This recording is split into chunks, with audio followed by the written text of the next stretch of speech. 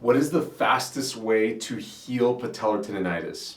This is a difficult question for me to answer because if we're talking about not just getting the pain to come down and getting the swelling to go down and getting back to beginning to get active again, then that's a relatively short process, but fixing it all the way where you can be active again without worrying that your knee's gonna hurt, having confidence in your knee, that's a process.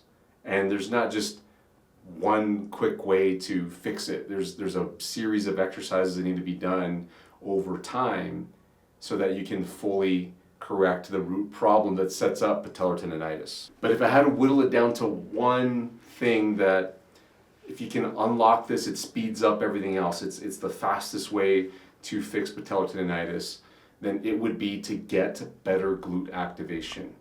The reason for this is because of the muscle imbalance that causes patellar tendonitis. It's usually over-dominant, compensated quad muscles. They're working too soon, too much, too often, and so they're causing the patellar tendon right here to be yanked and tension too much. If you can get the glute muscles in the back of the hip to activate better and to even be stronger, then it tends to allow the quad muscles to not take over right away and compensate. But what I mean by glute activation is most people that have patellar tendonitis, where it hurts right below the kneecap right here, they're compensated, and so they can't fire their glutes very well. Maybe they can fire them at rest, but not during their sport. But let me challenge you here.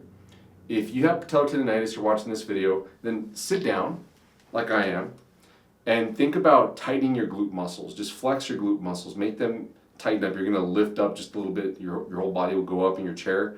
And if you can do that, if you can tighten your glute muscles without your thigh muscles also tightening up, then you've crossed that line that you need to. You've crossed that threshold of what needs to happen for you to improve. But I'm willing to bet that probably 9 out of 10 people watching this video can't do that. If you tightened your glute muscles and you felt your thigh muscles also tighten up, then you've got some work to do. The one thing that you need to focus on is thinking about tightening your glute muscles without your thigh muscles also tightening up. Because if you tighten your thigh muscles up every single time you're supposed to be using your glutes, then you're putting that tension, that excessive tension on the patellar tendon and causing tendonitis. You're running into jumper's knee or other knee problems that are similar to it. So you've got to put all your attention into getting those glutes to activate properly in the beginning. As long as your knee's not too flared up to do glute exercises, you've got to begin to do them. And the easiest way that I recommend you start this process is just like what I told you to do already. In seated, tighten your glutes and think about not letting your thighs contract. If you're tightening 100% and your thighs take over right away, your quads especially, then bring it down to like 50% and see if you can tighten your glutes without your thighs working there. If it's still a problem for you, then go down to 25, even 10 or 5%. Just barely get your glutes active and hold it. Hold the contraction. Go for 10 seconds. This is important because the nerves that come out of your head go down your spine and connect to the glute muscles. They need reps of you getting your glutes active. And all the muscle fibers inside the glutes, so there's several glute muscles, by the way. We're not just talking glute maximus, there's minimus, medius, psoas, the P-go-go-Q muscles, the quadratus femoris, the gemellus muscles, the obturator muscles. You have a bunch of muscles back here, and they all need to get better at activating.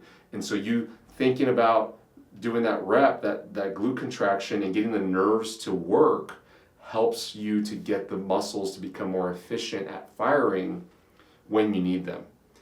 Then after you can fire them on command in a seated position and go 100%, like fully tighten your glutes with your quads minimally firing or maybe not even firing at all, then you're in the right spot to go do exercises and focus on using your glutes. If you can do that, then you're not going to be compensating with the quads and you're going to be taking the tension off the patellar tendon right here so that you can exercise and participate in competitive sports, do whatever you want to do without overloading the tendon at the bottom of the kneecap here. So that would be the fastest way to recover from patellar tendonitis. If you're looking for more help to fix patellar tendonitis, I've got our whole treatment approach laid out, all the details, not just this one thing, but everything you need to do so you don't have to think about what to do next. It's in the program called the Patella Pain Recovery Program. I've got a link to it in the description below. And I've also got other videos from YouTube here, linked in the description too. There's a playlist called the Runner's Knee and Jumper's Knee playlist. If you want to learn more about our treatment approach and get more tips, exercises, and advice, go check out that playlist. If you want to just get into the program, go hit the link for that program and learn more about our program there. Give us a thumbs up if this video was helpful for you. Share this with somebody you think needs to see this. And please subscribe to our channel and turn on the notification bell so you don't miss out on any of the helpful videos we post each and every week. And if you haven't yet, drop a comment on here. Ask us a question. It's going to help you to learn more about how to fix your patellar tendonitis. Thanks so much for watching, friends. I'll see you in the next video. Bye-bye.